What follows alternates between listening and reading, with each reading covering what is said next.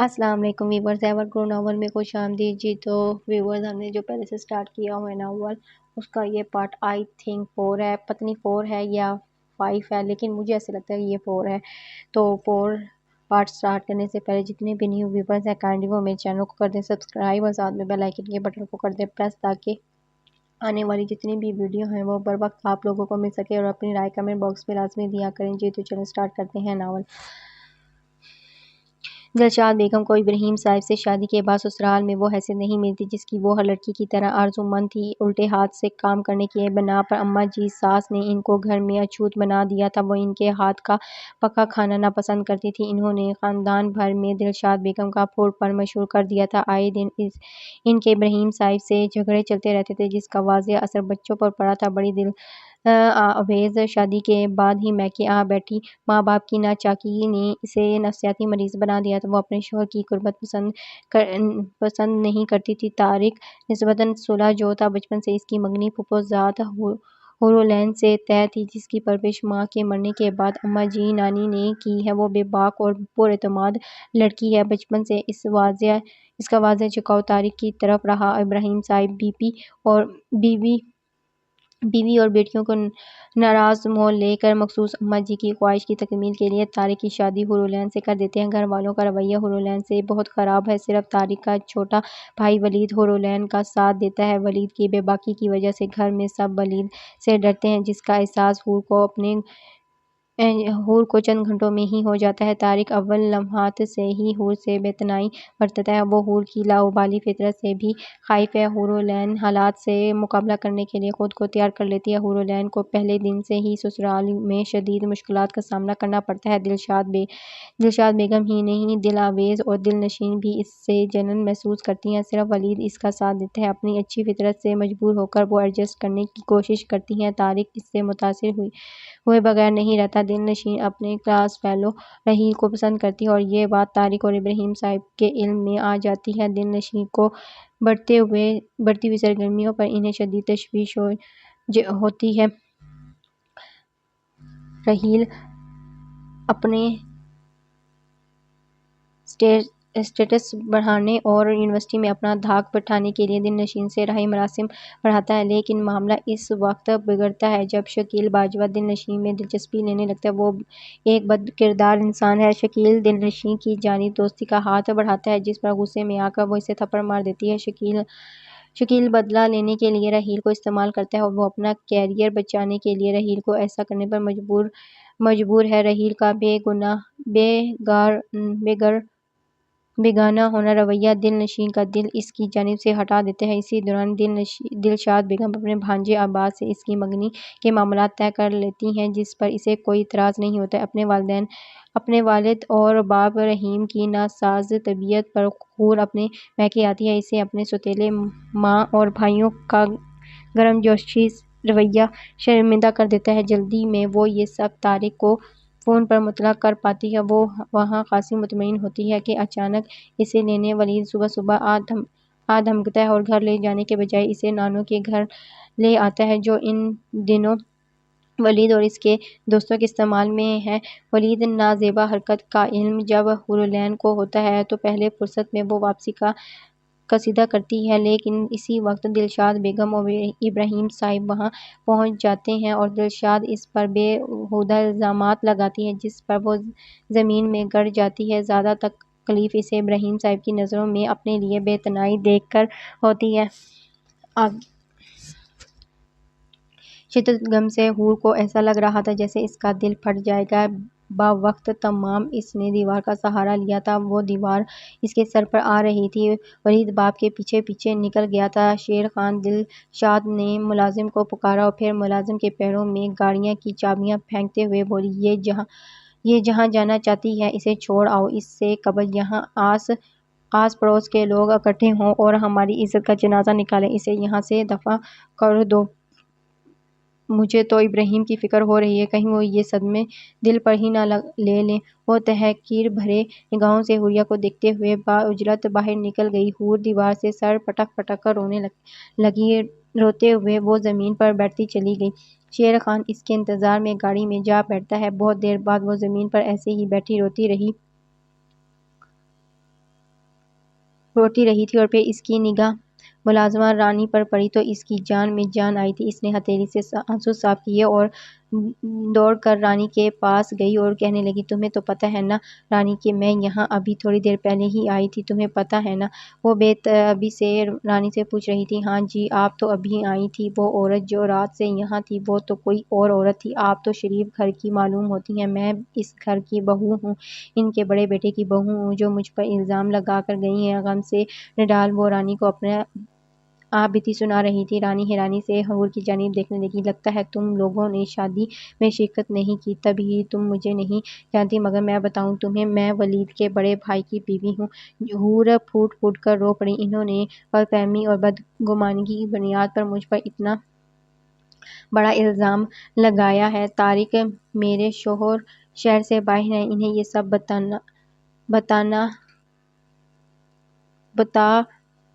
بتا دیجیے گا اور میرا گھر اجڑ جائے گا۔ یہ کہہ کر حور نے رانی کے سامنے ہاتھ جوڑ دیے۔ تم تو سچائی سے واقف ہو، ان لوگوں کو بتاؤ گی نا کہ سچ کیا ہے، تم میرا ساتھ دو گی نا؟ رانی حور رو رہی تھی۔ رانی کی آنکھوں میں ابھی آنسو آ گئے۔ اس نے حور کے جڑے ہوئے ہاتھ کھول دیے۔ آپ فکر نہ کریں بیگم صاحبہ، میں اور شیر خان آپ کا گھر اجڑنے نہیں دیں گے، ہم سچائی بتا دیں گے، مگر ہاں بولو بیگم صاحبہ، جب آپ کو پتہ تھا کہ آپ کا دیور اچھے کردار کا نہیں ہے تو آپ اس کے ساتھ کیوں یہاں آئیں؟ یہاں تو آئے دن ایسی عیاشیاں ہوتی ہیں، ہم تو جی کمین ملازم لوگ ہیں، اسی تابع داری کے پیسے ملتے ہیں ہمیں، لیکن آپ تو کچھ سوچتی، آپ کو یہاں نہیں آنا چاہیے تھا۔ حور نے آنسو صاف کر لیے۔ اس کے دل پر ولید کے لیے زہر اور آنکھوں سے نفرت ابل رہی تھی۔ ولید نے جان بوجھ کر میرے ساتھ ایسا کیا ہے، میں اسے کبھی معاف نہیں کروں گی۔ اپنے عیبوں کی پردہ پوشی کرنے کے لیے اس نے مجھے نشانہ بنایا ہے، میں اسے نہیں چھوڑوں گی، کبھی معاف نہیں کروں گی۔ وہ غصے اور حقارت سے بولی۔ بے عزتی کی انتہا اس وقت ہو جاتی ہے جب انسان اپنے کیے پر مطمئن ہو کر اسے کوئی شرمندہ نہ ہو۔ یہ بے غیرتی کا چلتا پھرتا شاہکار ہے۔ دلشاد نے اسے اوپر کمرے میں جاتا دیکھ کر دونوں بیٹیوں سے استعزائیہ کہا تو حور کے قدم سیڑھیوں پر جم گئے، وہ گویا پتھر کی طرح ساکت ہوگی۔ طارق کو فون کر دیا ہے میں نے، شام کی فلائٹ پر وہ فلائٹ سے واپس آ رہا ہے، جو کچھ یہاں سے لے جانا چاہتی ہو سامان باندھ لینا۔ غیرت مند مرد بدصورت عورت کے ساتھ تو گزارا کر لیتا ہے، لیکن بد کردار عورت کے ساتھ ایک پل بھی نہیں رہ سکتا۔ حور لڑکھڑائی تھی، گرل نہ تھامتی تو منہ کے بل نیچے آتی۔ میرا طارق غیرت مند ہے، میں نے ولید کو بھی گھر سے نکال دیا ہے، میں نہیں چاہتی تمہاری وجہ سے بھائی بھائی کا خون کرے۔ اب اس میں ولید کا بھی کیا قصور؟ نہ جانے تم نے رنگ رلیاں اس کے ساتھ منائی تھی یا اس کے دوست کے ساتھ؟ دلشاد بیگم، خدا کے واسطے خاموش ہو جائیں، میری دماغ کی نسیں پھٹ جائیں گی۔ ابراہیم کی رنج میں ڈوبی دل گرا آواز ابھری تو دلشاد کے لب سل گئے۔ وہ گھبرائی شوہر کی طرف دوڑی۔ آپ کیوں بستر سے اٹھ کر آ گئے ہیں؟ پہلے ہی آپ کی ہارٹ بیٹ اس قدر تیز ہے، ٹیبلٹ کے بعد کچھ دیر آرام تو کر لیتے، کچھ ہو جائے گا آپ کو تو کیا کریں گے ہم لوگ؟ دلشاد نے مصنوعی آنسو نکالے تو ابراہیم نے ملال و تأسف سے بیوی کی طرف دیکھا اور دل گرفتے لہجے میں بولے، کچھ ہونے کو اب بھی باقی ہے؟ دلشاد چمک کر بولی، آپ اپنے دل پر نہ لیں، میں سب کچھ سنبھال لوں گی۔ دلشاد کی کٹیلی نگاہیں سیڑھیوں پر تھیں۔ خدا کے واسطے دلشاد بیگم، جو کچھ ہو چکا ہے وہ کم تکلیف دہ نہیں ہے، اب بار بار ہمارے زخموں پر نمک پوشی کیوں کر رہی ہیں؟ اس گھر کی عزت کیوں برباد کر رہی ہیں؟ آپ یہاں ملازم بھی ہیں، وہ کیا سوچیں گے ہمارے بارے میں؟ آخر کو وہ بیٹا تو ہمارا ہی تھا، اب جانے دیں اس بات کو۔ دلشاد نے گویا ٹالا تھا، کیوں جانے دوں، کیسے جانے دوں؟ وہ بھڑک گئے۔ کیا آپ اسے جرم سے بری الزام کر دیں گی؟ دلشاد بیگم کے پاس اس بات کا کوئی جواب نہیں تھا۔ انہوں نے نرمی سے ابراہیم کا بازو پکڑا اور انہیں اندر کمرے میں لے گئی۔ میں جانتی ہوں آپ سارا الزام اپنے بیٹے کو ہی دیں گے، ٹھیک ہے، ہمارا ہی بیٹا گندا تھا، گندا ہے۔ میں پوچھتی ہوں، آپ کی بھانجی تو ستی سوتری تھی، وہ کیا لینے پہنچی تھی وہاں؟ 15 سال سے تو میری بیٹیاں وہاں نہیں گئیں، صرف اس لیے کہ اس بے غیرت نے عیاشی کا اڈا بنا رکھا ہے، اسے آپ بھی جانتے ہیں اور میں بھی جانتی ہوں۔ ولید میں ہٹ درمی اور ڈھٹائی اتنی ہے کہ آپ نے اس گھر کو تالا لگوا دیا تو اس نے تالا توڑوا ڈالا۔ ملازمہ کے ساتھ بدسلوکی کی، محلے والوں کو ستایا۔ کتنا کہا تھا میں نے آپ سے اس گھر کو ہی بیچ دیں، محلے والے بھی ہمارے اوپر لعنت ہی بھیجتے ہوں گے، لیکن آپ کو تو جیسے اماں جی کی یادوں سے جڑا رہنا تھا، اس گھر کو ملکیت میں ہی رکھنا تھا۔ کیسا چاند چڑھا ہے آپ کی بھانجی نے، چلو اماں جی کی روح کو بھی سکون آ گیا ہوگا۔ دلشاد کا کٹیلا انداز ابراہیم کی روح کو گھائل کر گیا تھا، وہ سر تھام کر بے بسی سے بیٹھ گئے۔ اس گھر سے اس کا بچپن وابستہ تھا، اماں جی کی یادیں اور بھی بہت کچھ ہو سکتا ہے، اور وہ اسی لیے گئی ہو، لیکن اس نے اکیلے وہاں رات کیوں گزاری؟ مجھے زندہ مار ڈالا ہے حور، تم نے کہیں کا نہیں چھوڑا مجھے، تمہاری یہ حرکت بالکل سمجھ میں نہیں آتی، تم اتنی نادان اور بھولی تو نہیں تھی۔ ابراہیم رو رہے تھے اور دلشاد کو ابراہیم کی باتوں سے تقویت مل رہی تھی۔ وہ قریب بیٹھ گئی اور ان کے دل جوئی کرتے ہوئے بولی، آپ نہیں سمجھ سکتے، جو بچے بنا والدین کے تربیت پاتے ہیں، خاص طور پر ماں کی تربیت سے محروم لڑکیاں، وہ خود کو نقصان پہنچاتی ہی ہیں، اپنے خاندانوں کا بھی اچھا برا نہیں سوچتی۔ یہ لڑکی شروع سے ہی خود سر تھی، مجھے تو لگتا اس نے طارق کو نیچا دکھانے کے لیے ایسا دانستہ کیا ہے۔ طارق کو نیچا دکھانے کے لیے؟ ابراہیم نے حیرانگی سے بیوی کی طرف دیکھا۔ ہاں، کیونکہ میں محسوس کرتی تھی طارق نے اسے اس کے اوقات پر رکھا ہوا ہے، بہرحال مجھے ایسا لگتا تھا کہ ان کے مابین تعلق خوشگوار نہیں ہے۔ شادی والی رات تو ساری رات طارق نے باہر لان میں گزاری تھی۔ ابراہیم کو یہ انکشافات سن کر حیرانی ہو رہی تھی، پھر بھی دلشاد کا رویہ ایسا تھا جو بیٹے کے ساتھ، میں ماں ہوں، ابراہیم اپنی اولاد سے غافل نہیں رہ سکتی، طارق میرا بیٹا ہے، وہ ایک نظریاتی پختہ سوچ رکھتا ہے، ایسی اوٹ پٹانگ لڑکیاں تو ہزار بار مل سکتی تھیں اسے، مگر آپ نے، خیر چھوڑیں اس بحث کو، بہرحال یہ لڑکی اگر ایسی سوچتی ہے تو یہ گھر بسانے کے لیے نہیں، گھر اجاڑنے کے لیے حربے ہیں، ہمیں کیا خود ہی نقصان اٹھائے گی؟ ابراہیم کو دلشاد بیگم کی باتوں سے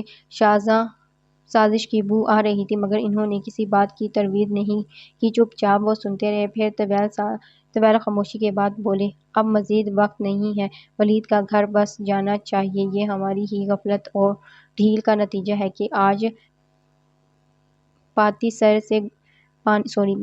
سر سے گزر گیا ہے، پھر خداوند تعالیٰ کو بھی ہم نے منہ دکھانا ہے، آپ اس کے لیے لڑکی دیکھیں، میں جلد سے جلد اس کی شادی کر دینا چاہتا ہوں۔ لڑکی اور میں؟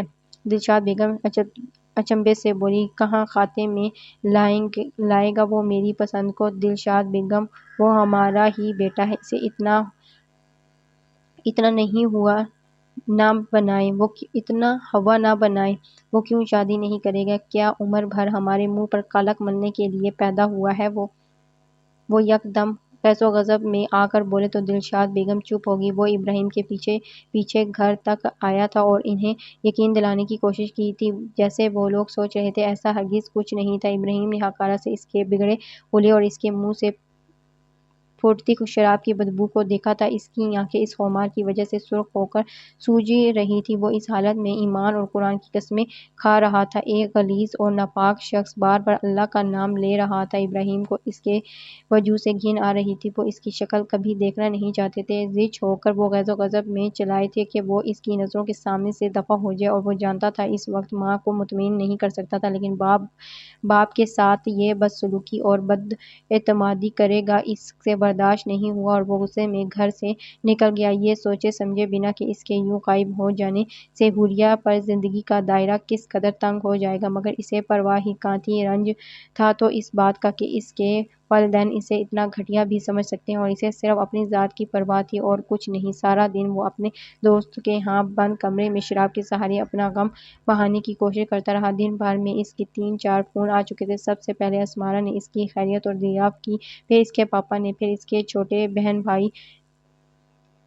بھائیوں نے، سب ہی کو یہ فکر لاحق تھی کہ وہ اچانک صبح چلی گئی تھی، کیا بات تھی، وہ کیا بتاتی کہ اس پر کیا قیامت ٹوٹ رہی تھی، اسے انتظار تھا کہ طارق آئیں گے تو میں انہیں سب کچھ سچ بتا دوں گی، اور مجھے ملازموں کی گواہی لینے کی ضرورت کیا ہے، میرے ماں باپ اور میرے بہن بھائی جن کے ساتھ میں رات گزاری، کیا وہ میرے حق میں نہیں کھڑے ہوں گے؟ مگر کتنی شرمناک بات ہے، کس طرح سامنا کروں گی میں اپنے ماں باپ کا اور بہن بھائیوں کا؟ کیا میرے سسرال والے مجھ پر اتنا گھٹیا بھی الزام لگا سکتے ہیں؟ کیا اوقات ہے میری؟ میرے سسرال میں سب کو پتہ چل جائے گی۔ یا خدا، میں کیا کروں یا کیا کروں؟ وہ رو رو کر ہلکان ہو چکی تھی۔ جو لوگ ایسا الزام لگائے ہوئے نہ کانپے، وہ کیوں کہ اس کی گواہی کا یقین کریں گے؟ پھر تو میں ہر طرف سے ذلیل و خوار ہو کر رہ جاؤں گی۔ اسے کوئی راہ سجائی نہیں دے رہی تھی۔ بالآخر سسر کر وقت گزر گیا، طارق گھر آ گیا تھا۔ ابراہیم نے بیوی کو سختی سے منع کر دیا تھا، فی الحال کوئی بھی بات طارق سے کرنے کی ضرورت نہیں ہے۔ ایک تو وہ سفر سے آ رہا ہے اور دوسرا جب تک ہمیں خود کسی معاملے کا صحیح علم نہیں ہو جاتا، اسے پھیلانا ہمارے لیے بھی باعث شرمناک ہے۔ تو گویا آپ ابھی تک بھی کسی خوش فہمی میں مبتلا ہیں؟ ہاں، ابراہیم نے ٹھوس لہجے میں کہا۔ تو کیونکہ وہ ہماری ہی بچی ہے، ہمارا خون ہے، وہ بد کردار نہیں ہو سکتی۔ موقع واردات سے بازیاب ہونے کے باوجود آپ ایسا کہہ رہے ہیں؟ یہی معاملہ تو حل نہیں ہو رہا۔ وہ یکدم نڈھال سے بولے تو دلشاد کے چہرے پر چمک آ گئی۔ ٹھیک ہے، آپ کہتے ہیں تو میں طارق کو کچھ نہیں بتاؤں گی، پھر بھی میں دیکھتی ہوں آپ کی بھانجی اپنا گھر بسا پائے گی یا نہیں۔ طارق والدین کے کمرے میں کچھ دیر بیٹھا رہا تھا۔ اسے باپ کی طبیعت کی فکر ہو رہی تھی۔ وہ وہیں بیٹھے بیٹھے اس ہارٹ اٹیک اسپیشلسٹ ڈاکٹر امجد سے ٹائم لے رہا تھا، جو انہوں نے کل رات کا دیا تھا۔ رات 10 بجے جب طارق اپنے کمرے میں آیا تو حور کی حالت دیکھ کر دنگ رہ گیا۔ ستا ہوا چہرہ، متنم آنکھیں اور خشک ہونٹ اور اجڑا اجڑا سا حلیہ۔ وہ طارق کو دیکھ کر بے صبری سے بستر سے اٹھی اور طارق کے سینے سے لگ گئی۔ وہ بلک بلک کر رو رہی تھی۔ طارق حیران اور پریشان تھا۔ کیا ہوا ہے حور؟ کچھ بتاؤ تو صحیح۔ اس کا نرم اور ملائم لہجہ حور کو حیران کر گیا۔ اس نے بے یقینی سے سر اٹھا کر طارق کی طرف دیکھا۔ وہ خود پریشان سا، الجھا ہوا سا اس کی طرف مسکرا کر دیکھ رہا تھا۔ حور نے جلدی دوپٹے سے آنکھیں رگڑیں۔ آپ کو کسی نے کچھ نہیں بتایا؟ یہ کہتے ہوئے اس کی آنکھوں میں پھر آنسو آ گئے۔ وہ خود کس منہ سے اور کس طرح بتائے گی کہ بات کیا تھی؟ طارق نے نفی میں گردن ہلا دی اور مسکرا کر اس کے گرد بازو حمایل کرتے ہوئے اسے صوفے پر اپنے ساتھ بٹھایا اور پھر کہنے لگا، ضرور مما کا اور تمہارا جھگڑا ہوا ہوگا نا، یا دل آویز وغیرہ نے تمہیں کچھ کہہ دیا ہوگا۔ کم آن حور، ان باتوں کو لے کر چلو گی تو زندگی کیسے گزرے گی؟ ہاں، اور تمہیں پتہ ہے بابا کی طبیعت بہت خراب ہے، ان کی ہارٹ بیٹ بڑھی ہوئی ہے، وہ تشویشناک ہے۔ شاید اسی وجہ سے کسی نے مجھ سے ذکر نہیں کیا۔ تو تم بتاؤ، تم نے یہ کیا حلیہ بنا رکھا ہے؟ ارے یہ کیا، مجھے تو لگتا تھا تمہیں ٹمپریچر بھی ہو رہا ہے۔ کم آن حور، کچھ تو حوصلہ کرو، میرے ساتھ زندگی گزارنا اتنا آسان نہیں ہے۔ تمہیں میں پہلے بھی بتا چکا ہوں، تمہیں ان سب مسائل کا سامنا کرنا پڑے گا۔ وہ آہستہ آہستہ پیار سے اسے بہلا رہا تھا۔ وہ اس کی محبت پا کر بجائے خود کو مضبوط پانے کے ریزہ ریزہ ہوتے ہوئے محسوس کر رہی تھی۔ طارق، آپ مجھے چھوڑ تو نہیں دیں گے؟ اس کی آواز مدھم تھی۔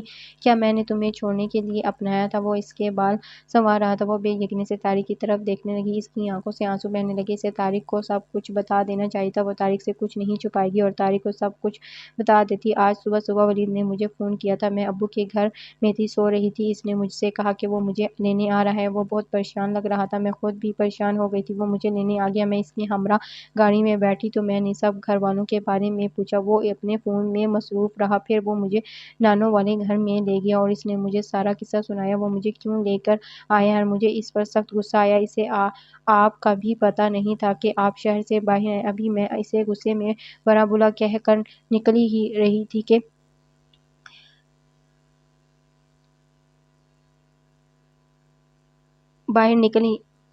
شہر سے باہر ہیں، ابھی میں اسے غصے سے برا بھلا کہہ کر نکل رہی تھی کہ ماما اور بابا پہنچ گئے اور پھر ماما نے مجھ پر ایسے الزام لگائے، میں بتا نہیں سکتی۔ یہ کہہ کر حور پھوٹ پھوٹ کر رو پڑی۔ میں نے ان کے الزامات کو جھٹلایا اور ولید نے بھی، مگر انہیں یقین نہیں آیا۔ انہوں نے کیا کیا کہ میں رات بھر وہیں رہی ہوں۔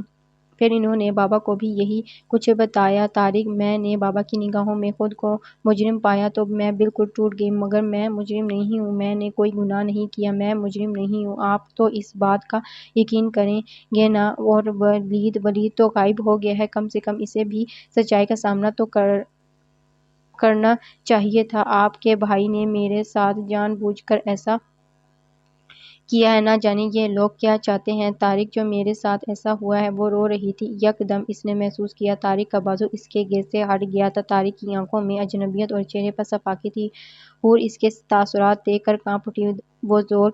وہ 2 روز کے بعد ولید کو اس بات کا خیال آیا تھا کہ یوں بند کمرے میں بیٹھ کر ماتم کرنے سے کچھ نہیں ہوگا، اسے اصل حقائق کو سامنے لانا ہوگا۔ سچائی جب ہی بے نقاب ہوگی، جب وہ دونوں ملازموں کو گھر لے کر جائے گا۔ یہ خیال آتے ہی وہ وہاں سے نکل پڑا تھا۔ 2 دن تک غم و غصے میں بھڑک کر جلنے کے باوجود بھی اس کا غصہ نہیں اترا تھا۔ اس کی ماں نے اس پر اتنا گھٹیا الزام لگاتے ہوئے ایک پل کے لیے بھی نہیں سوچا تھا۔ کیا وہ اسے اتنا ذلیل سمجھتی ہیں کہ وہ اس قدر گری ہوئی حرکت بھی کر سکتا ہے؟ مائی گاڈ ماما، کم سے کم آپ کو کچھ تو لحاظ کرنا چاہیے تھا۔ آپ حورالعین سے اتنی نفرت کرتی ہیں کہ آپ نے اپنے بیٹے کے منہ پر بھی کیچڑ ڈال دیا۔ پتہ نہیں بھابھی کا کیا حال ہوا ہوگا۔ یہ حالات تو طارق کو بھی پتہ چل چکے ہوں گے۔ بھابھی کس طرح اکیلی ساری نفرتوں کا مقابلہ کر رہی ہوں گی۔ کوئی بعید نہیں ماما نے انہیں گھر سے بھی نکال دیا ہو۔ اس کی کنپٹی سلگنے لگی تھی۔ وہ سیدھا اپنے ٹھکانے پر پہنچا تھا، مگر وہاں تالا لگے ہوئے تھے، اور یہ اس کے لیے اچنبھے کی بات نہیں تھی، کیونکہ ایسے پہلے بھی ہوتا تھا اور تب وہ بآسانی تالا توڑ دیتا تھا۔ مگر اب اسے تالا توڑنے سے غرض نہیں تھا، اسے تو شیر خان اور رانی سے ملنا تھا۔ وہ دونوں گھر کی پچھلی سائڈ پر کوارٹر نما پوزیشن میں رہتے تھے۔ وہ گھر کی پچھلی سائڈ پر آ گیا اور کوارٹر میں بھی تالا لگا ہوا تھا۔ ایسا آج تک نہیں ہوا تھا شیر خان اسے بتائے بغیر کہیں گیا ہو۔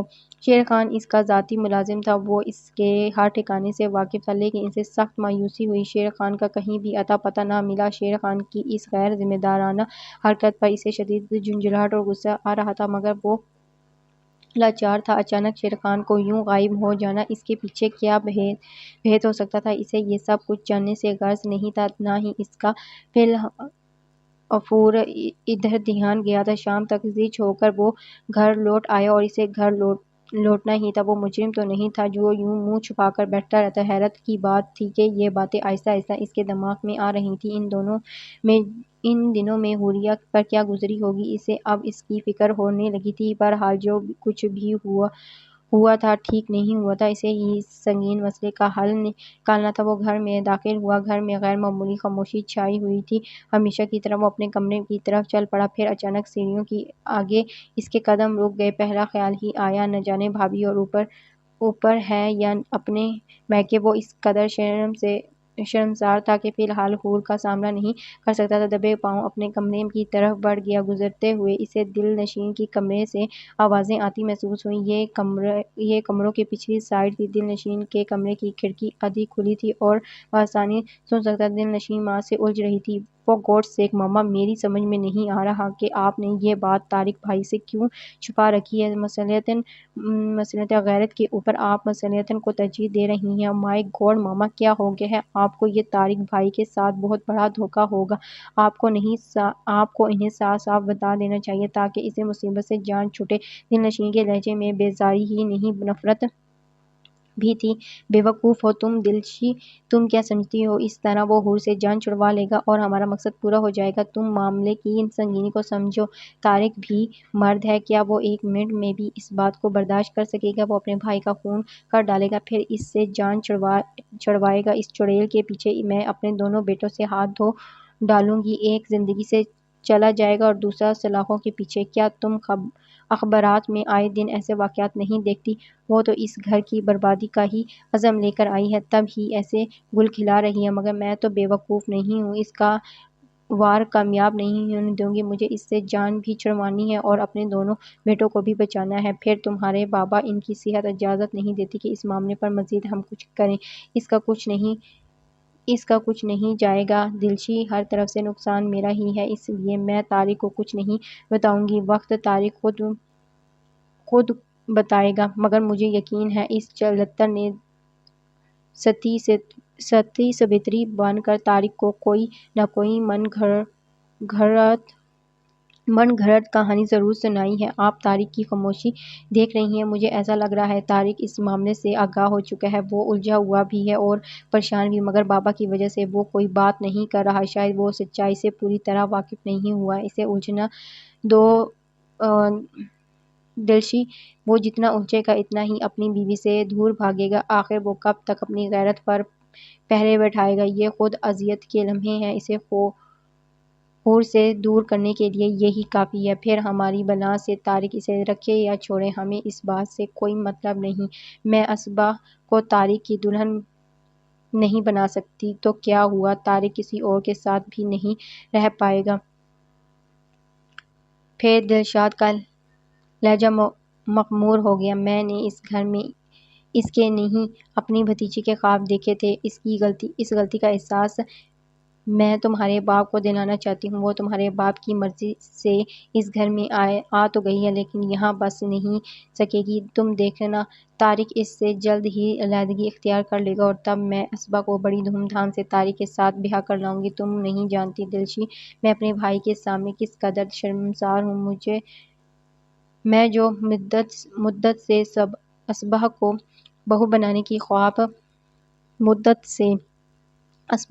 بنانے کے خواب دیکھا کرتی تھی، میرے ان خوابوں سے میرے بھائی واقف تھے، مگر میں نے طارق کو بیاہ کر اپنے بھائی سے وعدہ خلافی کر ڈالی، اس وعدے کو نبھانے کا وقت آ گیا ہے، اب تم دیکھنا اس گھر میں ہماری من چاہی خوشیاں ہوں گی، بس تھوڑا سا صبر کرو، ولید کے اندر بھونچال،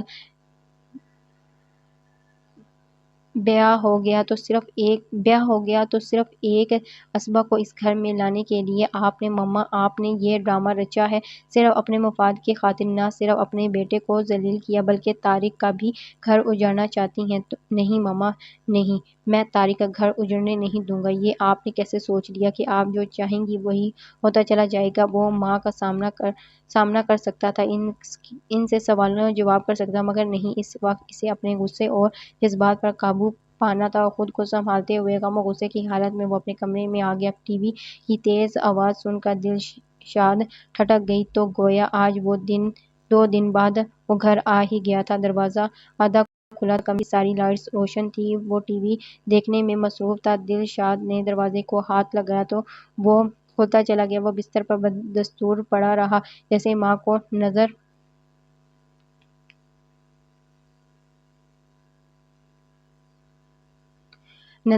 انداز کر رہا ہو، دلشاد اس کے رویے پر کھول اٹھی، مل گئی تمہیں فرصت گھر آنے کی، دلشاد نے ٹی وی آف کرتے ہوئے کہا، وہ خاموش لیٹا رہا جیسے سننے سے قاصر ہو، میں تم سے کچھ پوچھ رہی ہوں ولید، دلشاد سخت غصے میں تھی، اس نے پھر بھی کوئی جواب نہیں دیا، اس کی ڈٹائی ہٹ درمی سے دلشاد اچھی طرح سے واقف تھی، کس منہ سے اس گھر میں قدم رکھا ہے تم نے، ولید کے بدن میں خون آگ بن کر دوڑنے لگا، کن پٹیاں سلگ گئی اور ضبط کی کشمکش چہرے سے عیاں ہونے لگی، وہ بستر سے اٹھ گیا اور فریج کھول کر ٹھنڈے پانی کی بوتل منہ سے لگا لی، میں تمہاری ہٹ درمی سے اچھی طرح واقف ہوں، بچپن سے آج تک تم نے جو بھی غلط کام کیے تمہیں کبھی اپنی غلطی کا احساس ہی نہیں، وہ تب بھی کچھ نہیں بولا، پیٹھ موڑے کھڑا رہا، تمہارے باپ نے اس موقع کو اپنے دل پر لے لیا ہے، مگر تمہیں ذرا احساس بھی نہیں ہے، اس نے پلٹ کر ماں کی طرف دیکھا اور دھواں چہرہ، دکھ سے لبریز آنکھیں جو رنج سے شکوہ کر رہی تھیں، دلشاد نظریں نہ ملا پائی اور ذرا دیر کو ندامت نے بھی دل پر دستک دی تھی، جو کچھ بھی ہوا میں اس پر بحث نہیں کرنا چاہتی، دلشاد نے خود ہی اس موضوع کو ٹال دیا، ولید کو حیرت ہوئی، وہ ماں سے پوچھنا چاہتا تھا کہ شیر خان اور رانی کو کہاں غائب کر دیا ہے، لیکن اسے شدید شوق لگا جب دلشاد نے اس موضوع پر بات کرنے سے ہی انکار کر دیا، تمہارا بابا تم سے سخت ناراض ہے، اب ہماری عمر اور صحت اس چیز کو اجازت نہیں دیتی کہ ہم آئے دن تمہارے کارناموں سے اپنے منہ پر کالک ملیں اور تمہیں بے مہار چھوڑے رکھیں، تمہاری شادی بھی طارق کے ساتھ ہی ہو جاتی تو بہتر تھا، لیکن تم سنجیدہ ہی نہیں ہوئے اور اس کی سزا ہم بھگت رہے ہیں، خیر ہم لوگ یہ چاہتے ہیں کہ تمہاری شادی جلد سے جلد کر دیں تاکہ تمہارے گناہوں کا بوجھ ہمارے دامن میں نہ آئے، ولید نے کوئی جواب نہیں دیا، دلشاد دلشاد نے نظریں اٹھا کر بیٹے کی طرف دیکھا تو وہ ماں کے سامنے سے ہٹ کر کھڑکی کی جانب بڑھ گیا جو لون میں کھلتی تھی۔ تمہیں اگر کوئی لڑکی پسند ہے تو بتا دو، ورنہ میں اور تمہارے بابا اپنی پسند سے تمہاری شادی کرنے کا پورا اختیار رکھتے ہیں۔ دلشاد کا لہجہ فیصلہ کن تھا۔ ولید کے چہرے پر تلخ تبسم بکھر گیا۔ چونکہ اس کا رخ دلشاد کی طرف نہیں تھا، اسی لیے دلشاد اس کی تاثرات دیکھنے سے قاصر تھی۔ جب اس نے کوئی جواب نہ دیا تو دلشاد زچ ہو گئی۔ میں 1 گھنٹے سے بک بک کر رہی ہوں اور تم ہو کہ پتھر کی طرح کھڑے ہو۔ آخر اس طرح کب تک چلے گا ولید؟ تمہارے اس غیر ذمہ دارانہ رویے سے جانتے ہو یہ گھر بربادی کے دہانے پر آ کھڑا ہوا ہے۔ ولید کے اندر آندھیاں چلنے لگیں۔ ماں کے رویے پر اسے شدید دکھ ہو رہا تھا، اور تم ہو کہ تمہیں احساس ہی نہیں ہے۔ میں نے کوئی گناہ نہیں کیا ماما۔ اس کی آواز حلق میں پھنس رہی تھی۔ مگر مجھے دکھ اس بات کا ہے کہ آپ نے کبھی مجھے سمجھنے کی کوشش نہیں کی۔ دلشاد نے چونک کر دیکھا۔ وہ پیٹھ موڑے کھڑا تھا۔ ہمیشہ سے ہی آپ طارق کو چاہتی تھی اور اسے ہم سب پر فوقیت دیتی تھی۔ آپ کی بھرپور توجہ سے وہ آپ کا فرمانبردار بنتا چلا گیا، اور میں محبتیں باہر تلاش کرنے کی کوشش میں خود سے بھی دور ہوتا چلا گیا۔ پھر آپ نے مجھے اپنے وجود سے ہی کاٹ کر پھینک دیا، اور آپ کو مجھ سے اتنی نفرت ہے کہ آپ نے مجھے ایسے گھناؤنے فعل کا ذمہ دار ٹھہرایا ہے۔ کیونکہ ماما کیا میں آپ کی اولاد نہیں ہوں؟ وہ تڑپ اٹھا تھا۔ دلشاد کا دل ہی تو تھا، پتھر تو نہیں تھا۔ ممتا کے احساس سے لبریز ہو گیا۔ وہ یسمردگی سے ولید کے قریب آ گئی اور اس کے کاندھے پر ہاتھ رکھے رنج سے کہنے لگی، کیوں نہیں؟ تم بھی میری اولاد ہو، لیکن تمہاری کچھ نادانیوں نے تمہیں آج رسوا کیا ہے۔ میں تمہیں اول روز سے منع کرتی تھی کہ تم اس سے تعلق نہ رکھنا، یہ عورت اچھی نہیں ہے، مگر تم نے میری ایک نہ سنی۔ اس واقعے کا تمہیں کتنا صدمہ ہے؟ جبکہ وہ سکون سے رہ رہی ہے۔ غیرت مند ماں باپ کی اولاد ہوتی تو کیا اس گھر میں آتی؟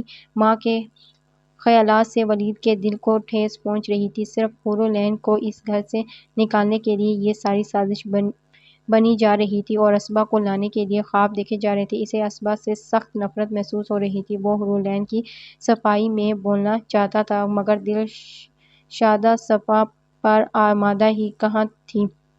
جو کچھ ہو چکا ہے نا، اسے بھول جاؤ ولید، اس گھر کی سلامتی کے لیے یہی بہتر ہے۔ پھر وہ رسان سے اس کا بازو پکڑ کر صوفے پر بٹھاتے ہوئے بولی، جو پرپوزل میں نے تمہیں دیا ہے، اس پر ٹھنڈے دل اور دماغ سے سوچ کر مجھے جواب دینا۔ اب ہم مزید تمہاری شادی میں تاخیر نہیں کر سکتے۔ وہ گمسم سا ماں کی طرف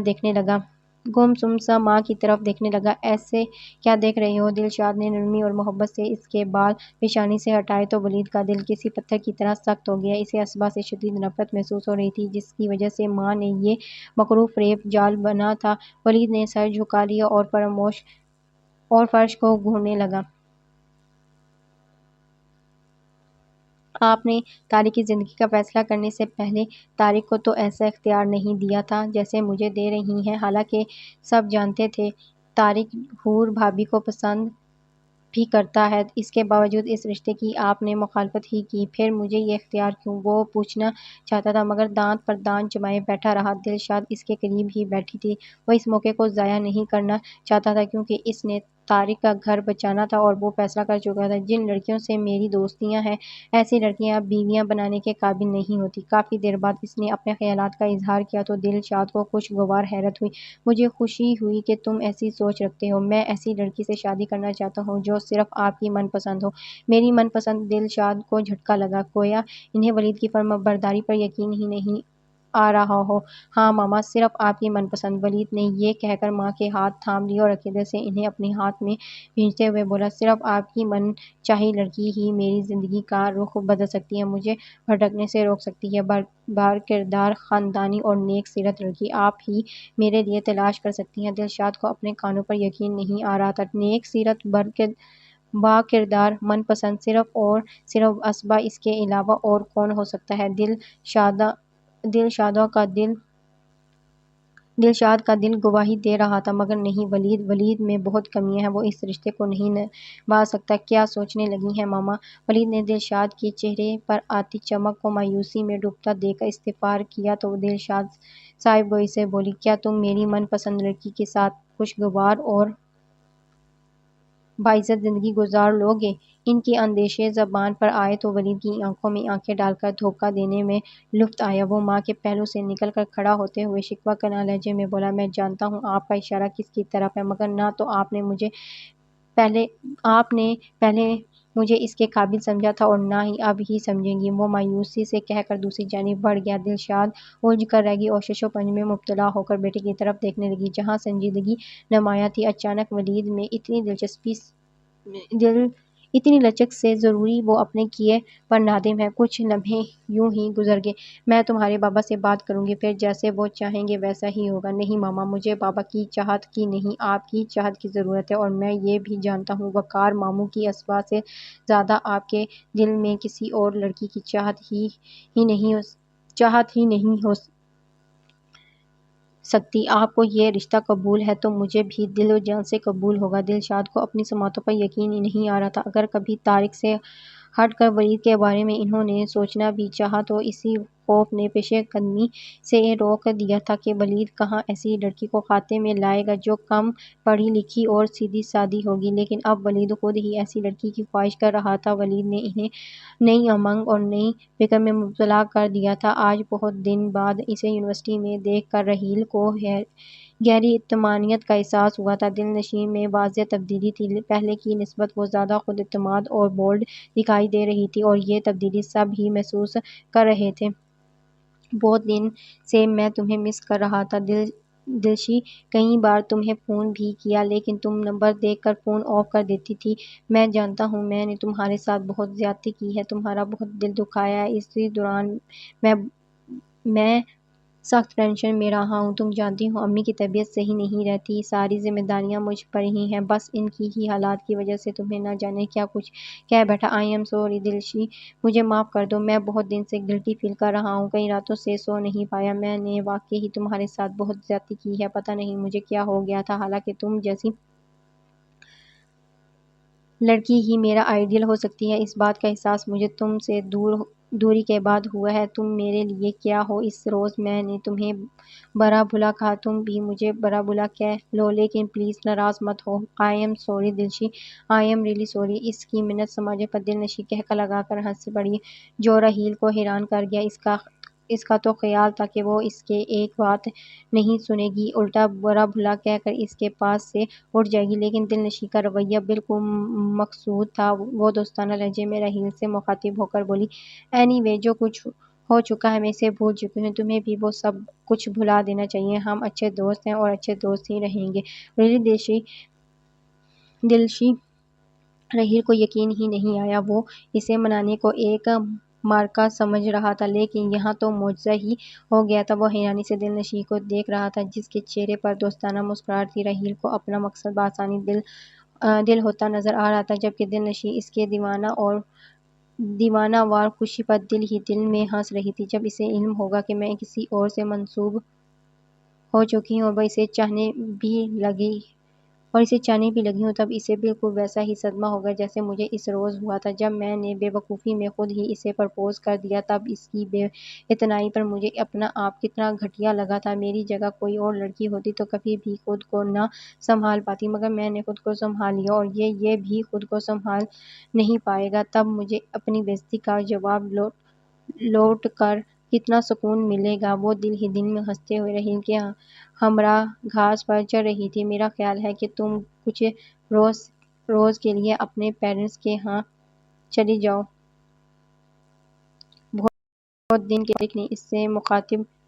بہت دن کے بعد طارق نے اس سے گفتگو کی تھی۔ طارق کے سرد رویے سے وہ پہلے ہی لہو لہان تھی، اب اسی بات پر اس کی جان پر بن گئی تھی۔ میں اپنا گھر چھوڑ کر بلا وجہ کہیں کیوں جاؤں؟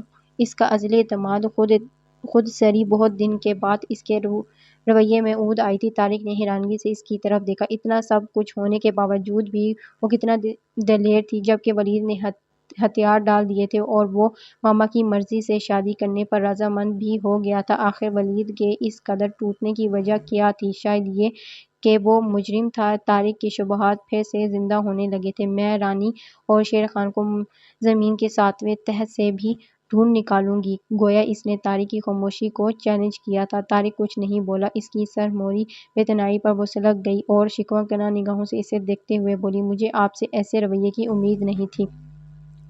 طارق، آپ کے گھر میں میرے ساتھ جو سلوک روا رکھا گیا، میں نے کبھی آپ سے سپورٹ نہیں مانگی، کبھی ان حالات کو رونا نہیں رویا آپ سے جو مجھے درپیش تھے، اکیلے میں ہی مقابلہ کرتی رہی، صرف آپ کی خاطر۔ آج مجھے آپ کی سپورٹ کی ضرورت تھی، آپ کے مکمل اعتماد کی ضرورت تھی۔ آج آپ نے بھی مجھے تنہا چھوڑ دیا۔ آپ نے تو مجھ سے محبت کے دعوے کیے تھے، کہاں گئے وہ محبتیں، وہ دعوے؟ یہ کہتے اس کی آواز بھیگی۔ اگر پھر بھی آپ کو ایسا لگتا ہے کہ تو میں یہاں سے چلی جاتی ہوں۔ یہ کہہ کر اس نے اپنی وارڈروب کھولی اور اپنے کپڑے بیگ میں ڈالنے لگی۔ اسے طارق کی محبت پر اعتماد تھا، تبھی اس نے طارق کو سب کچھ بتا دیا تھا، مگر طارق ایسا کرے گا اسے امید نہیں تھی۔ اسے طارق کے رویے کا گہرا دکھ تھا۔ میں اب یہاں سے چلی گئی تو پھر کبھی واپس نہیں لوٹوں گی۔ اس کی آواز دھیمی اور رنجیدہ تھی۔ اس نے بیگ کی زپ بند کرتے ہوئے اور کہا تو طارق اس کے سامنے آ گیا اور اس سے بیگ چھین کر دور پھینکتے ہوئے بولا، بابا کی طبیعت صحیح نہیں ہے، گھر میں بھی کچھ تبدیلیاں نمایاں ہونے والی ہیں جو میرے لیے ہی نہیں شاید تمہارے لیے بھی اچنبھے کا سبب ہوں۔ میں نے تمہیں عارضی جانے کا کہا ہے، ہمیشہ کے لیے نہیں۔ میرے اوپر کچھ ذمہ داریاں ہیں جنہیں میں یکسوئی سے نبھانا چاہتا ہوں۔ تم سمجھنے کی کوشش کیوں نہیں کرتی؟ دن رات تم اسی واقعے کو دہرا کر مجھے ذہنی اذیت پہنچا رہی ہو۔ میں نے تمہیں ایک بار بھی ذمہ دار نہیں ٹھہرایا، مگر شاید تمہیں احساس ہی نہیں ہو رہا کہ مجھے اس موضوع سے کتنی تکلیف ہو رہی ہے۔ حور نے حیرت سے طارق کی طرف دیکھا۔ وہ کس خود غرضی سے اپنی تکلیف کا احساس دلا رہا تھا اور جس کے اوپر یہ جھوٹی تہمت لگی تھی، اس کی تکلیف اسے کتنی زیادہ تھی، اس کا اسے احساس ہی نہیں تھا۔ حور کا دل شدت غم سے پھٹ پڑا۔ آپ طارق، اس کی آواز گھٹ رہی تھی اور ان شہادت طارق کے سامنے تھی۔ آپ کو ذہنی سکون کی ضرورت ہے، اسی لیے آپ مجھے میرے پیرنٹس کے ہاں بھیج رہے ہیں۔ میرا سوچیں، میرا جینا، میرا چین، سکون، راتوں کی نیند، سب کچھ برباد ہو گیا ہے۔ کوئی مداوا کرنے والا نہیں ہے۔ ایسی صورتحال میں وہاں کیسے رہوں گی؟ وہ ٹھیک ہی تو کہہ رہی تھی، مگر وہ کیا کرتا؟ اس کے شکوے کو تقویت پہنچانے کے لیے ولید کا فیصلہ کاری ضرب ثابت ہوا تھا۔ میں فی الحال تم سے کوئی بحث نہیں کرنا چاہتا۔ وہ جیسے چکرا سا گیا تھا۔ آپ مجھ سے کھل کر بات کریں طارق، یہ معاملہ معمولی نہیں ہے، ہماری ازدواجی زندگی کا سوال ہے۔ آپ کا مجھ سے فرار مجھے مجرم ثابت کر رہا ہے۔ مجھے زمانے کی پرواہ نہیں ہے، لیکن آپ کی سردموری دن رات مجھے سنسار کر رہی ہے۔ ولید نے فوری شادی کا اعلان کر دیا ہے، اور وہ بھی ماما کی پسند سے۔ وہ اپنے غم سے نڈھال تھی اور طارق نے یہ بم اس کے سر پر مارا۔ اس کے رگ و رگ میں سناٹا پھیل گیا۔ اس نے تحریر سے طارق کی طرف دیکھا، جیسے یقین ہی نہ آ رہا ہو کہ ولید اس کے فیصلے کے پیچھے کون سا عمل کار فرما ہے۔ وہ گھر واپس آ گیا ہے۔ بچپن سے ہی وہ اس قدر ہٹ درم ہے اور ضدی ہے، کبھی اپنے کسی گناہ یا نادم نہیں ہوا۔ اچانک اس کا یوں جھک جانا کیا ثابت کرتا ہے؟ وہ حور سے سوال کر رہا تھا۔ حور کے اندر باہر آندیاں چلنے لگیں۔ اتنی بڑی سازش، سب کچھ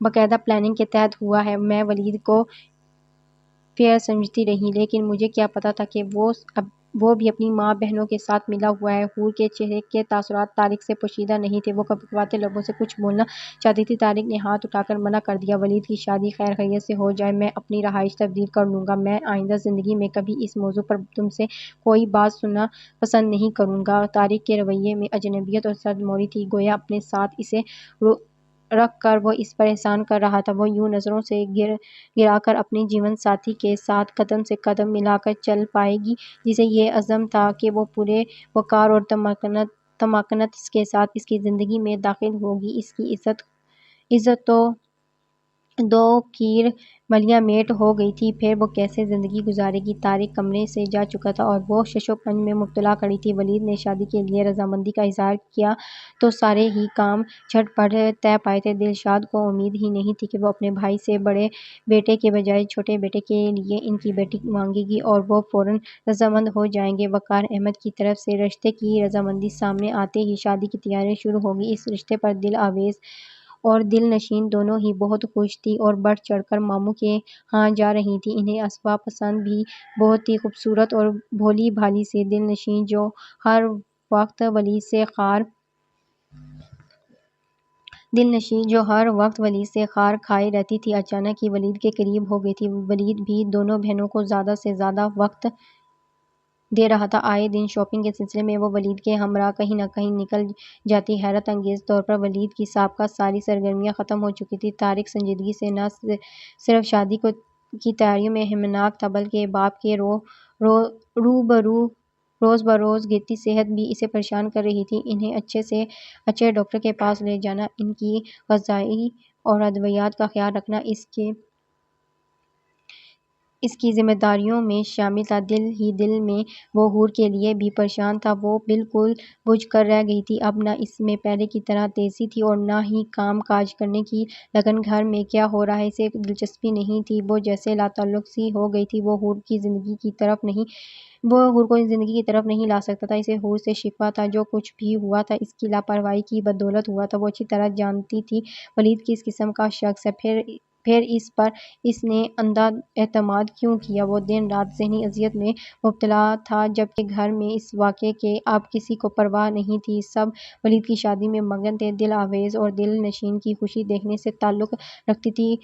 ڈیٹ فکسنگ سے پہلے اگر منگنی کا چھوٹا سا فنکشن ہو جاتا تو مزہ اور بھی دوبالا ہو جاتا، مگر نہ جانے ماما کو اتنی جلدی کیا تھی۔ ماموں جان سے ڈائریکٹ ہی تاریخ لے لی۔ منگنی کا فنکشن میں نے تمہارے بابا کی رائے سے ختم کیا ہے اور وہ بھی ٹھیک کہہ رہے ہیں۔ خواہ مخواہ لوگوں کو باتیں بنانے کا موقع ملے گا۔ کون نہیں جانتا اصبح تاریخ سے منسوخ تھی، اس لیے ہم نے فیصلہ کیا ہے کہ لوگوں کو ڈائریکٹ شادی کے کارڈ ہی دیں گے۔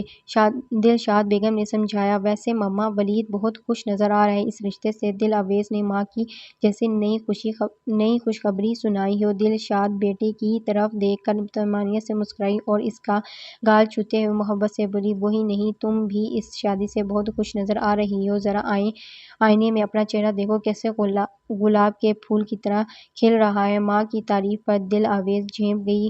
آہ، میں بھی کتنی نادان تھی، چھوٹی سی عمر میں تمہیں اس گدھے کے پلے باندھ بیٹھی۔ حقیقت میں شادی کی عمر تو تمہاری اب تھی۔ شادی کے نام پر دل آویز کے دل کی دھڑکنیں منتشر ہوئیں۔ وہ جھٹ سے رمیز کا سراپا آنکھوں کے سامنے آ گیا۔ وہ یکدم جھنجھلاہٹ سے بولی، کیوں کرتی ہیں آپ بار بار ان منحوس لمحوں کا ذکر جنہیں میں سوچنا نہیں چاہتی؟ کیسے نہ کروں؟ دلشاد ٹھنڈی آہ بھری، تم سے چھوٹے بہن بھائیوں کی شادیاں ہو گئیں تو لوگ مجھ سے طرح طرح کے سوال نہ کریں گے؟ اور آپ فکر نہ کریں ماما، مجھے لوگوں کے سوالوں کے جواب دینے آتے ہیں۔ دنیا والے کون ہوتے ہیں میری طرف انگلی اٹھانے والے؟ یہ میری زندگی ہے، چاہے میں جیسے بھی گزاروں۔ وہ بگڑے ہوئے موڈ میں بولی تو دلشاد نے نرمی سے اس کا گال تھپ تھپایا۔ گڈ، میں بھی تمہیں ایسا ہی دیکھنا چاہتی ہوں۔ یہ اعتماد اس نے حور سے ہی چرایا تھا، اس کے دل نے خود ہی گواہی دی تھی۔ وہ بیگم صاحبہ کتنے دن کے لیے گئی ہیں میکے؟ حور کا خیال آتے ہی دل آویز نے ماں سے پوچھا تھا۔ کم آن دل، یہ حور اور وہ ہمارا مسئلہ نہیں ہے، وہ جائے یا نہیں، تم لوگوں کو اپنی خوشیاں قائم رکھنی ہیں۔ پھر بھی اگر وہ ہوتی تو ذرا جلن محسوس کرتی۔ کہاں وہ گھر بھر پر چھاتی جا رہی تھی، سمجھ رہی تھی وہی سب سے زیادہ سگڑ اور خوبصورت ہے۔ چند ہی دن میں محترمہ کی چھٹی کروا دی۔ وہ دل ہی دل میں مسکرائی تھی۔ ماما، میں چاہتی ہوں جب بری کی نمائش ہو نا تو آپ سب کو یہ بتائیں کہ صرف یہ آپ کی بڑی بیٹی کی پسند ہے۔ کیوں نہیں دل؟ مجھے تو اتنی خوشی ہو رہی ہے کہ میں بتا نہیں سکتی۔ میری بیٹی میں جینے کی اتنی امنگ جاگ جائے گی، میں سوچ بھی نہیں سکتی تھی۔ کم آن ماما، آپ بار بار ایسا نہ کریں۔ کیا میں پہلے مری پڑی تھی؟ بس اتنی ہی فرق ہے نا، پہلے ان باتوں پر توجہ نہیں دیتی تھی اور اب توجہ دینے لگی ہوں۔ وہ کون ہے جس نے تمہیں ان باتوں پر توجہ دینا سکھایا ہے؟ طارق کو بہن میں تبدیلی اچھی لگی تھی، سو سوال سراہے بنا نہ رہ سکا۔ لیکن دل آویز کو یہ بات بالکل پسند نہیں آئی۔ اس کا موڈ بگڑ گیا۔ نہ جانے تم کس خوش فہمی میں مبتلا ہو کر مجھ سے یہ سوال کر رہے ہو، مگر اپنی خوش فہمی کو دور کر لینا۔ مجھے تمہاری بیوی سے متاثر ہونے کی ضرورت نہیں ہے۔ یہ کہہ کر وہ وہاں سے چلی گئی۔ یعنی اس کا انکار کر کر اقرار ثابت کر دیا تھا کہ وہ واقعی حور العین سے ہی متاثر ہوئی ہے۔ طارق دل ہی دل میں ہنسا تھا، گویا اس نے اپنا بھی مذاق اڑایا ہو۔ اب ایسی لڑکی جو ایک بیمار ذہن کو صحت یاب کی طرف لے جا سکتی ہے وہ کیوں کر اپنی زندگی غلط سمت کی طرف لے جائے گی۔ وہ الجھا تھا، تب ہی دلشاد نے اس کی توجہ اپنی طرف مبذول کروا لی۔ آؤ طارق، میں تمہاری ہی انتظار کر رہی تھی۔ آج ہم نے جیولر کے پاس جانا ہے، تم کھانا وانا کھا لو پھر ہم چلتے ہیں۔ دلشی اور دل آویز بھی اپنے لیے بھی کچھ شاپنگ کرنا چاہتی ہیں۔ کھانا پھر باہر ہی کھا لیتے ہیں کیوں طارق بھائی؟ دل نشین نے جوش کا اظہار کیا اور طارق کی آمادگی پا کر دل آویز کو آوازیں دینے لگی۔ جیولرز کی دکان پر چکا چوند روشنیوں اور قیمتی جویلری نظروں کے خیر کر رہی تھی۔ طارق کو دلشاد دلہن کے زیورات پسند کر چکی تھی، جبکہ دل نشین اور دل آویز کوئی ایک چیز بھی پسند نہیں آ رہی تھی۔ 3 گھنٹے سے پھر کر دل آویز تھک چکی تھی، سو بے سود ہو کر دکان کے باہر نکل آئی اور گاڑی میں آ کر بیٹھ گئی۔ اسے بھوک ستا رہی تھی اور پیاس بھی، کیونکہ ان سب نے ہلکا پھلکا فاسٹ فوڈ، سوپ وغیرہ لے لیا تھا، جبکہ اپنے مزاج کے زیر اثر اس نے جیولر کی دکان پر کولڈ ڈرنک تک نہیں لی تھی۔ اب اسے سخت پیاس محسوس ہو رہی تھی۔ وہ سوچا منرل واٹر کی بوتل ہی خرید لے، کم سے کم پیاس تو بجھ جائے گی۔ اس خیال کے تحت وہ گاڑی سے نکلی۔ ابھی وہ دکاندار سے منرل واٹر کی بوتل خرید کر مڑ رہی تھی کہ اچانک بھیڑ میں ایک شناسا سا چہرہ نظر آیا اور رمیز کو سامنے دیکھ کر وہ دنگ رہ گئی۔ رمیز بھی حیرت سے اس کی طرف دیکھ رہا تھا۔ پھر رمیز نے ہی بولنے میں پہل کی، تم تو بالکل اچھی بھلی دکھائی دے رہی ہو، جبکہ تمہارے باپ نے تو مجھے یہ بتایا تھا کہ تم بیمار ہو اور وہ تمہارا علاج کروا رہے ہیں۔ میرے راستے سے ہٹو۔ دل آویز نے اس کی ساری بات بڑی برداشت سے نظر انداز کی تھی۔ اوہ، اس کا مطلب ہے تم نے مجھے پہچانا نہیں۔ خیر کوئی بات نہیں، ویسے کس چیز کا علاج کروا رہا ہے تمہارا باپ؟ وہ سامنے ڈٹ کر کھڑا تھا۔ میں تمہاری کوئی بکواس سننا نہیں چاہتی، وہ دبے دبے لہجے میں کرائی تھی۔ ارد گرد لوگ رواں دواں تھے، مگر میں اس بکواس کا جواب لوٹانا چاہتا ہوں جو تم نے اور تمہاری ماں نے خاندان بھر میں میرے متعلق پھیلا رکھی ہے۔ وہ بھی دبے دبے لہجے میں کرایا تھا۔ دونوں اپنی اپنی گاڑی کے درمیان میں کھڑے تھے۔ کون سی بکواس؟ دل آویز نے لاتعلقی اظہار کیا۔ سب باتیں راہ چلتے نہیں ہوتیں دل آویز بیگم، تم ٹھیک ہو؟ پھر میرے راستے سے ہٹو۔ جو بات کرنی ہے میرے گھر آ کر کرنا۔ بڑی خوشی ہوئی یہ جان کر کہ تم نے مجھے پہچان لیا۔ اور رہ گیا سوال تمہارے گھر کا، تو تمہارا گھر وہ ہے جہاں میں رہتا ہوں، وہ نہیں جہاں تم رہ رہی ہو۔ وہ غصے سے بولا تو دل آویز کو بھی غصہ آ گیا۔ یاد کرو، تم نے ہی مجھے گھر سے نکالا تھا یہ کہہ کر کہ میں ذہنی مریضہ ہوں۔ اب کیوں اس ذہنی مریضہ کی ضرورت پڑ گئی تمہیں؟ رچا لیتے دوسرا بیاہ۔ بہت غم تھا تمہاری بہن کو کہ وہ تمہارا دوسرا بیاہ کرے گی، وہ جیسے اپنی جان چھڑوا رہی تھی۔ رمیز اس کی بات پر ہنس پڑا۔ دوسری شادی کرنا میرے لیے کوئی بہت بڑا مسئلہ نہیں ہے۔ ظاہر ہے مجھے اپنا گھر بسانا ہے تو یہ کام تو کرنا پڑے گا، لیکن اس سے پہلے تم میرے بچے کی ماں بنو گی، تب ہی میں دوسرا بیاہ رچاؤں گا۔ یہ کہہ کر رمیز نے گاڑی کا دروازہ کھولا اور اسے اندر دھکیل دیا، پھر فرنٹ سیٹ سنبھالی۔ شور مچا کر لوگوں کو تماشا دکھانے کی ضرورت نہیں ہے۔ کچھ عرصے سے نکاح نامہ ساتھ لیے پھر رہا ہوں۔ میاں بیوی میں 100 جھگڑے ہوتے ہیں، یوں میکے میں جا کر بیٹھ جانے والی لڑکیاں عزت دار نہیں ہوتیں۔ لوگ اکٹھے ہو گئے تو انہیں یہی بتانا پڑے گا کہ تمہاری ماں تمہیں بسانا نہیں چاہتی، اسی لیے زبردستی سر راہ پکڑ لیا جانا پڑ رہا ہے تمہیں۔ دل آویز کے لیے یہ عمل، یہ حملہ غیر متوقع تھا۔ وہ شور کیا مچاتی، اس کی آواز حلق میں ہی پھنس گئی۔ پانی کی بوتل ہاتھ سے چھوٹ گئی، وہ ہوش سے بیگانہ ہو گئی۔ گاڑی رش سے نکلنے کے بعد رمیز نے طارق کو فون ملایا تھا۔ وہ لوگ جیولر کا حساب کر کر ابھی دکان سے نکل رہے تھے کہ رمیز کا نمبر دیکھ کر طارق دنگ رہ گیا۔ جب اسے ابراہیم اور دلشاد نے اسے برا بھلا کہا تھا تب اس نے رمیز سے تعلق ختم کر لیا تھا، لیکن آج رمیز کی کال اس کے لیے حیرانی کا باعث تھی۔ اچانک رمیز کو اس کی یاد کیسے آ گئی؟ وہ دلشاد اور دل نشین کو گاڑی کی طرف جانے کا اشارہ کر کر سائیڈ پر ہو گیا اور فون اٹینڈ کیا۔ ایسی بھی کیا مصروفیت؟ طارق صاحب کیسے فون کیا؟ طارق کا لہجہ روکھا تھا، صرف یہ بتانے کے لیے کہ میں اپنی بیوی دل آویز بیگم کو اپنے گھر لے کر جا رہا ہوں۔ طارق کو یکدم شوق لگا تھا۔ ادھر دل نشین اور دلشادہ دائیں بائیں متفکر اور ہراساں سی دل آویز کو دیکھ رہی تھیں، جو دور دور تک کہیں نظر نہیں آ رہی تھی۔ کیا تم دل آویز کو او مائی گاڈ، تم اس طرح اسے لے کر نہیں جا سکتے۔ طارق کو اس کی حرکت پر سخت غصہ آیا تھا۔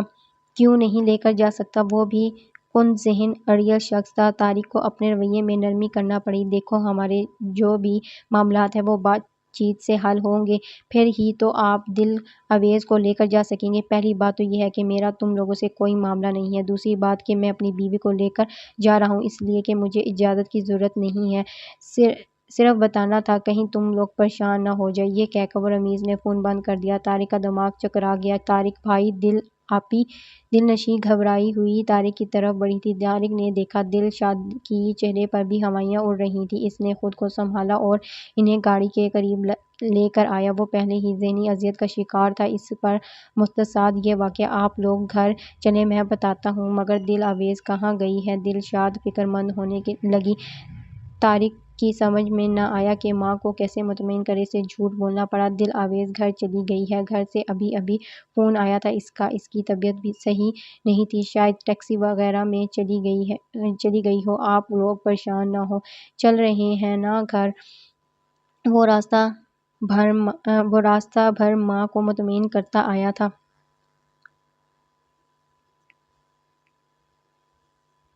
جی تو ہم اس کو یہیں پہ سٹاپ کرتے ہیں، باقی کا ہم نیکسٹ پارٹ میں کمپلیٹ کریں گے۔ مجھے اپنی دعاؤں میں یاد رکھیے گا۔ اللہ حافظ۔